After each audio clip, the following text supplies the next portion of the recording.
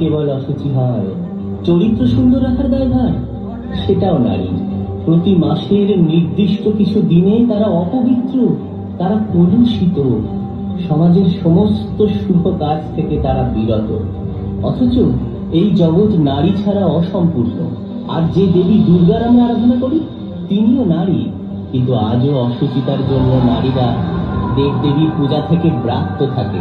হ্যাঁ, এটাই আমাদের সমাজের সো-কল্ড সংস্কার।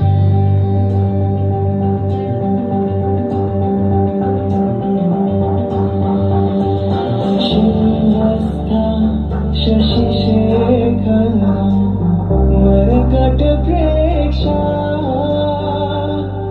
चतुर्भिर्भुजै शङ्खं चक्रधनुं शरा